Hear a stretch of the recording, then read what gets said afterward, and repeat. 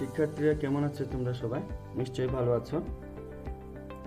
আমি রবীন্দ্র স্যার, তোমাদের অষ্টম শ্রেণীর পাটিগণিতের তৃতীয় অধ্যায় পরিমাপের আজকের প্রথম পর্ব নিয়ে আলোচনায় আসছি। কেমন আছো তোমরা? নিশ্চয়ই ভালো আছো। আজকের ক্লাসে তোমাদেরকে স্বাগত জানাই। পরিমাপ প্রথম পর্ব। তো চলো আমরা কথা না বাড়িয়ে আমার মূল ক্লাসে চলে যাই। আমরা আগে জেনে নিই পরিমাপের ধারণা। চিত্রগুলো লক্ষ্য করি। এখানে একটি পুকুর আছে, যেটা আমরা প্রয়োজনে এই পুকুরের দৈর্ঘ্য, প্রস্থ এবং গভীরতা মেপে থাকি, এবং তাছাড়া পুকুরে আয়তন, পুকুরের ক্ষেত্রফল এটাও মেপে থাকি। তারপরে এখানে একটা কক্ষ বা রুম আছে অথবা ঘর ধরতে পারো। তো এই এরিয়া আমরা দৈর্ঘ্য, প্রস্থ এবং উচ্চতা মেপে থাকি। তারপর এখানে ড্রেস, এই ড্রেসটা যদি তৈরি করতে হয় আমরা কি করি? আমরা সঠিক মাপ দিয়ে আমরা কি করি? ড্রেস বা পোশাক তৈরি করি। হ্যাঁ, তারপর এখানে ঘড়ি দেখানো হয়েছে। এই ঘড়ি দিয়ে আমরা কি করি? আমরা সময় নির্ণয় করি, সময় মেপে থাকি। ঠিক আছে, যেমন কত ঘন্টা, কত মিনিট, কত সেকেন্ড, এরকম।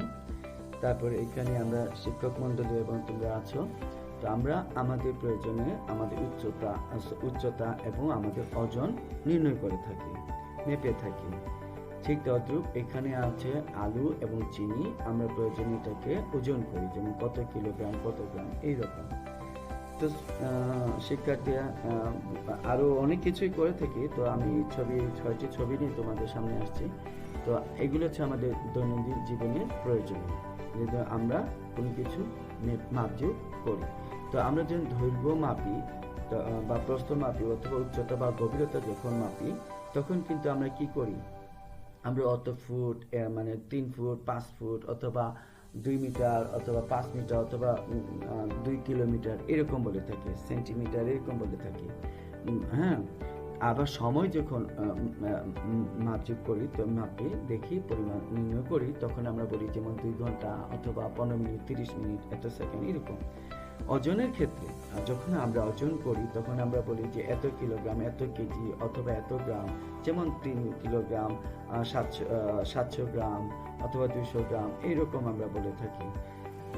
তো এই যে পরিমাপ, কোনো কিছুর বা বস্তুর বা অবস্থানের দৈর্ঘ্য, কোনো কিছুর বা বস্তুর বা অবস্থানের দৈর্ঘ্য, ভর, সময়, আয়তন, ক্ষেত্রফল, পরিসীমা ইত্যাদির পরিমাণ নির্ণয় করে সংখ্যা দিয়ে আমরা এককে প্রকাশ করব, তাকে কি বলে? পরিমাপ বলে।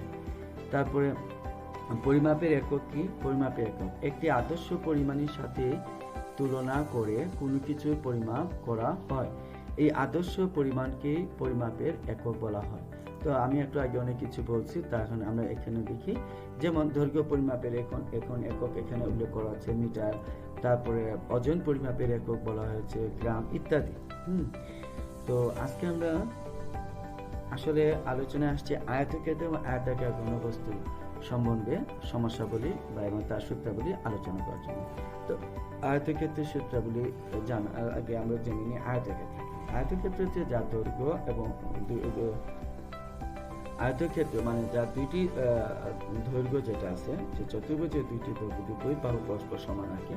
অর্থাৎ এখানে এই যে লম্বাটা আছে এটাকে দৈর্ঘ্য বলা হয়েছে, এবং এই যে ছোট যেটা আছে এটাকে প্রস্থ।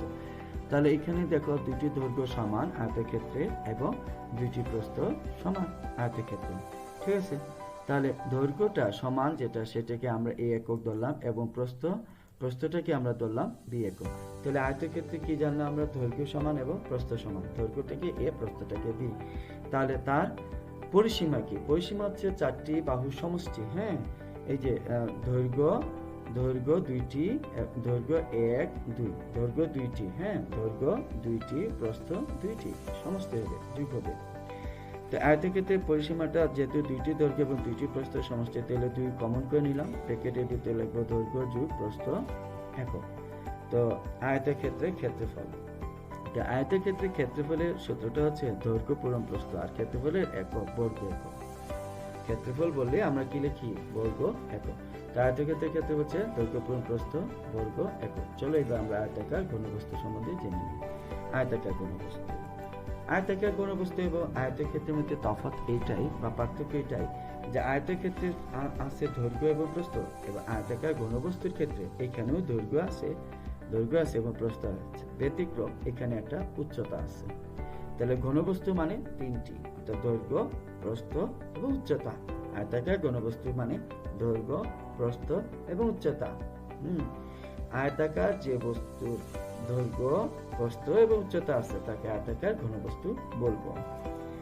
তাহলে চলো আমরা এখানে জেনে দৈর্ঘ্য এ একক, প্রস্থটা আছে এই যে বি একক এবং উচ্চতা আছে সি, এই যে খাড়াটা, হ্যাঁ সি একক। তাহলে আয়তাকার ঘনবস্তুর আজকে আমরা শুধুমাত্র একটি সূত্র নিয়ে জানি, সেটা হচ্ছে আয়তাকার ঘনবস্তুর আয়তন, অর্থাৎ দৈর্ঘ্য পূরণ প্রস্থ পূরণ উচ্চতা। মনে রাখবে আয়তন বললেই আমরা লিখবো ঘন একক। শিক্ষার্থীরা সমস্যায় চলি যে আমরা আজকে কি কি সমস্যাগুলি আলোচনা করব। একটি পুকুরের দৈর্ঘ্য 60 মিটার, প্রস্থ 40 মিটার, পুকুর পাড়ের বিস্তার 3 মিটার, তাহলে পাড়ের ক্ষেত্রফল নির্ণয় করব। এটা তোমাদের অনুশীলন 3-এর 10 নম্বর প্রশ্ন।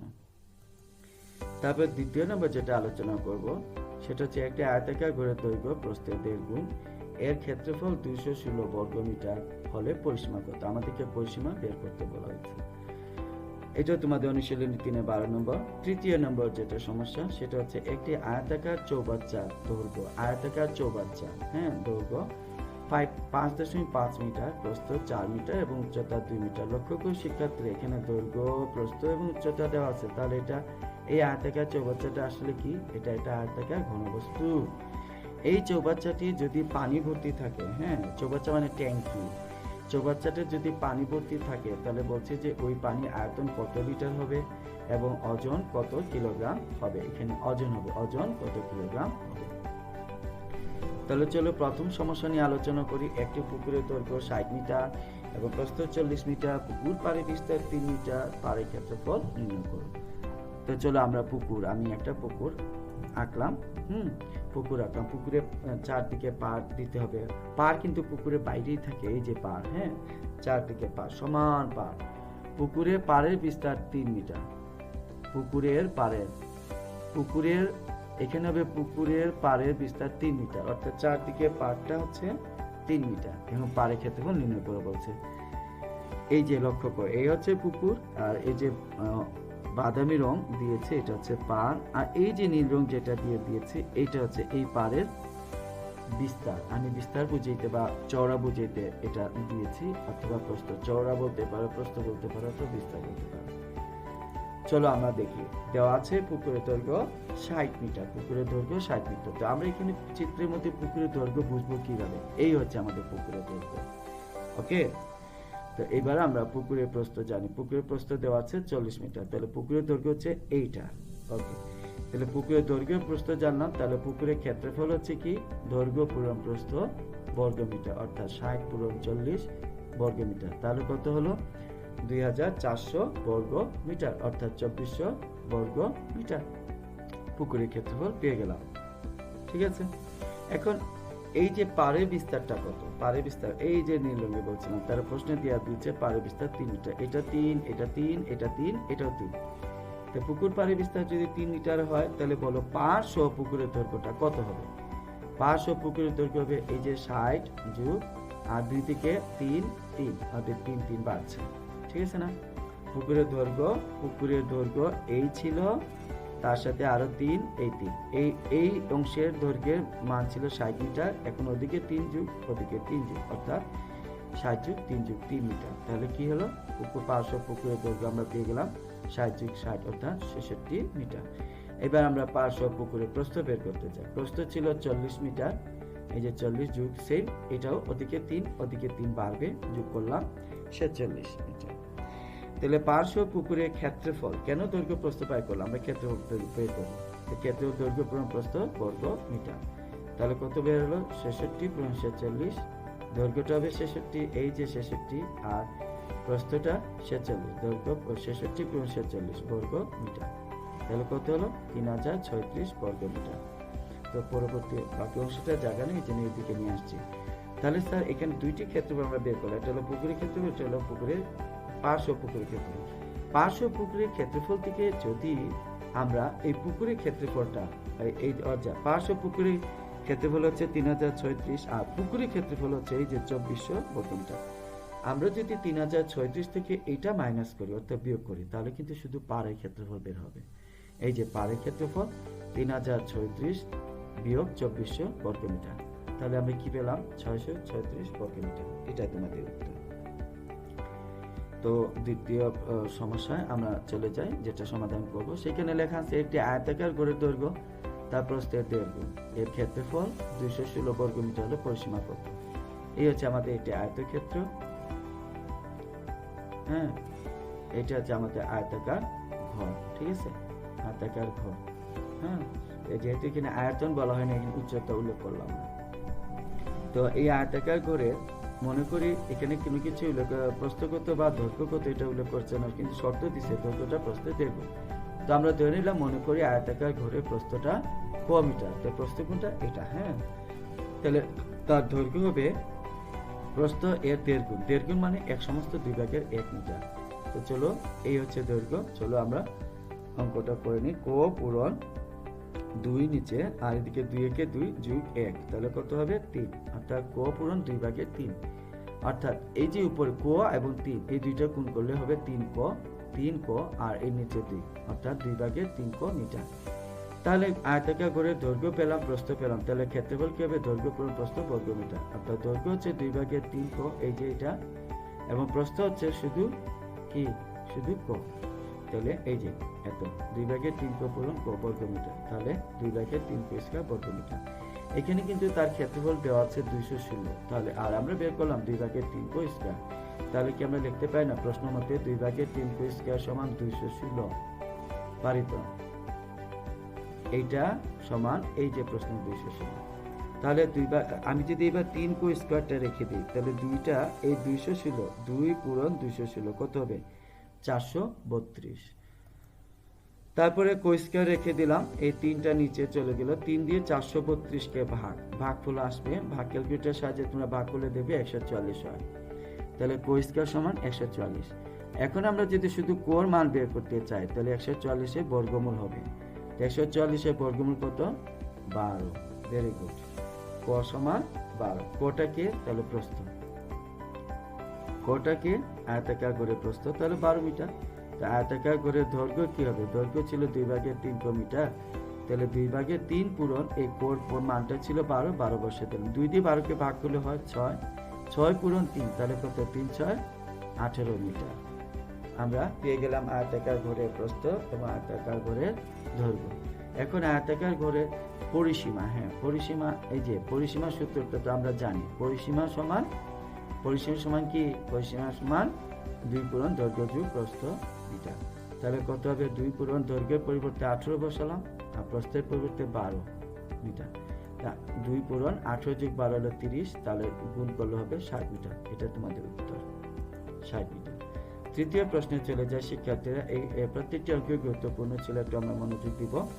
এখানে লেখা একটি আয়তাকার চৌবাচ্চার দৈর্ঘ্য 5.5 মিটার, প্রস্থ 4 মিটার, উচ্চতা 2 মিটার। উক্ত চৌবাচ্চাটি পানি ভর্তি থাকবে। পানির আয়তন কত লিটার এবং ওজন কত কিলোগ্রাম হবে? তো আমরা লিখলাম, দেওয়া আছে চৌবাচ্চাটি, আয়তাকার চৌবাচ্চার দৈর্ঘ্য 5.5 মিটার, প্রস্থ 4 মিটার, উচ্চতা 2 মিটার। তাহলে আমরা কি বের করব? আমরা এটা আয়তন, এখানে কিন্তু আয়তন বলা হয়েছে, আমরা এই প্রয়োজনে এখানে 3টে পেয়েছি। দৈর্ঘ্য, প্রস্থ, উচ্চতা যেহেতু আছে, এখানে অবশ্যই তার আয়তন হবে কি? আয়তাকার চৌবাচ্চা আয়তন হবে দৈর্ঘ্য পূরণ প্রস্থ পূরণ উচ্চতা ঘনমিটার। তো আমরা এখানে তার প্রত্যেকে মান বসিয়ে দিই। দৈর্ঘ্যকে বসিয়ে দিই 5.5, প্রস্থ 4 এবং উচ্চতা 2 ঘনমিটার। আমরা যদি ক্যালকুলেটরে এগুলো গুণ করি, তাহলে হবে 44 ঘনমিটার। লক্ষ্য করো, এই যে চৌবাচ্চাটা পাইলাম, আয়তাকার চৌবাচ্চা, এই আয়তাকার চৌবাচ্চা আয়তন আমরা পেয়ে গেলাম কত? 44 ঘনমিটার। এখন তারা বলতে চাচ্ছে যে পানির এই আয়তনটা, এই যে 44 ঘনমিটারটা এইভাবে না, তারা বলছে লিটারে প্রকাশ করে। কত লিটার? হ্যাঁ, আয়তন কত লিটার। তারপরে বলছে ওজন কত কিলোগ্রাম। তাহলে দেখো, আমি যেহেতু আমার এখানে তারা আয়তন কত বলে নাই, বলছে আয়তন কত লিটার, তাহলে ঘনমিটারকে আমরা লিটারে নিতে হবে। তো তার আগে আমি বলি না, কিন্তু আমরা জানি, বইয়ে উল্লেখ করা আছে এবং তোমরা শিখে নিবে। এখানে লেখা 1 ঘনমিটার সমান 1000 লিটার। জেনে নাও, 1 ঘনমিটার সমান কি? 1000 লিটার। তাহলে 44 ঘনমিটার হবে 44 পূরণ 1000 লিটার। তাহলে কত আসলো? 44,000 লিটার। আমরা একটি প্রশ্নের উত্তর পেয়ে গেলাম। যে চৌবাচ্চাটির আয়তন কত লিটার, তাহলে কত পেলাম 44,000 লিটার। দ্বিতীয়টা যেটা বলছে যে এটা লিটার ছিল, এবার তাকে ওজনে বের করবো কত কিলোগ্রাম। তা এটাও আমাদের জেনে রাখতে হবে, শিক্ষার্থীরা জেনে রাখতে হবে। এখানে লিখছে আমরা জানি 1 লিটার বিশুদ্ধ পানির ওজন, বইয়ে তথ্য দেওয়া আছে। বিশুদ্ধ বলতে এখানে যে পানিতে কোনো ময়লা থাকে না, ঠিক আছে। তো সেই রকম 1 লিটার, হ্যাঁ 1 লিটার বিশুদ্ধ পানির ওজন হবে 1 কিলোগ্রাম। হ্যাঁ 1 লিটার বিশুদ্ধ পানির ওজন কি 1 কিলোগ্রাম। ওকে, তো এখন আমরা যে আয়তনটা পেয়েছি যেটা 44,000 লিটার, ওইটাকে আমরা এখন কিলোগ্রামে প্রকাশ করি, তাহলে কি হবে, সেটা 44,000 লিটার। এটাই তো চৌবাচ্চাটির আয়তনের সমপরিমাণ লিটার পানির আয়তনের কি পরিমাণটা। তাহলে 44,000 লিটার বিশুদ্ধ পানি ওজন হবে 44,000 পূরণ 1 কিলোগ্রাম, তাহলে কত হলো 44,000 কিলোগ্রাম। উত্তর হবে 44,000 লিটার। প্রথম প্রশ্নে এই যে কত লিটার বলছে, তার উত্তর 44,000 লিটার। তারপর বলছে ওজন কত কিলোগ্রাম, তাহলে 44,000 কিলোগ্রাম। ওকে, এবার মূল্যায়নে যাই। শিক্ষার্থীরা তোমরা প্রস্তুত থাকো। একটি বাক্সের দৈর্ঘ্য 4 মিটার, প্রস্থ 2 মিটার এবং উচ্চতা 2 মিটার। তাহলে আয়তন কত, আয়তন হবে দৈর্ঘ্য পূরণ প্রস্থ পূরণ উচ্চতা। উত্তরটা মিলিয়ে নাও। উত্তর কত, হ্যাঁ 16 ঘনমিটার। দ্বিতীয় প্রশ্ন, একটি ঘরের দৈর্ঘ্য প্রস্থের 3 গুণ। ঘরের ক্ষেত্রফল 147 বর্গমিটার হলে প্রস্থ কত মিটার। শিক্ষার্থীরা তোমরা এই অঙ্কটা পরে উত্তরটা মিলে নিন, উত্তর কত হবে।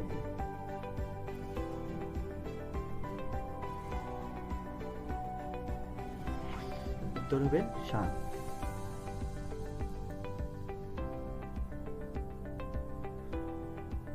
তারপর পরিমাপের ক্ষেত্রে আয়তক্ষেত্রের পরিসীমা, এটা 2 পূরণ দৈর্ঘ্য যোগ প্রস্থ একক। 1 ঘন সেন্টিমিটার বিশুদ্ধ পানি ওজন 1 গ্রাম। 1 ঘন সেন্টিমিটার বিশুদ্ধ পানি ওজন 1 গ্রাম। 1 একর সমান 4046.86 বর্গমিটার। তোমরা বই থেকে খুঁজে উত্তর মিলিয়ে নিও। অবশ্যই তোমরা কাজগুলো পড়বে এবং ভালো করে পড়াশোনা মনোযোগী দিবে আশা করি। চলো আমরা বাড়ির কাজটা নিয়ে নিই, যেটা তোমরা আমাকে খাতায় লিখে নাম রোল লিখে হোয়াটসঅ্যাপ গ্রুপে দিয়ে দিবে। আমি তোমাদের খাতা অবশ্যই মূল্যায়ন করবো। তো এই প্রশ্নটা দেখে নাও, সৃজনশীল প্রশ্ন। একটি আয়তাকার বাগানের দৈর্ঘ্য প্রস্থের 3 গুণ, এর ক্ষেত্রফল 675 বর্গ মিটার। বাগানের বাইরে বলা হয়েছে, হ্যাঁ বাগানের বাইরে চারদিকে 3 মিটার চৌড়া একটি পথ আছে। তাহলে ক নম্বর প্রশ্ন, বাগানের ক্ষেত্রফল চলকের মাধ্যমে প্রকাশ করতে বলা হয়েছে। খ নম্বরে বলা হচ্ছে বাগানের পরিসীমা নির্ণয় করো। গ নম্বরে বলা হচ্ছে প্রতি বর্গ মিটার 25 টাকা হিসেবে পথটি যদি আমরা ইট দিয়ে বাধাতে কত খরচ হবে তা নির্ণয় করো। তোমাদের সুস্বাস্থ্য কামনা করে আজকের মতো ক্লাস এখানেই শেষ করছি। শিক্ষার্থীরা সবাইকে ধন্যবাদ, ভালো থাকবে।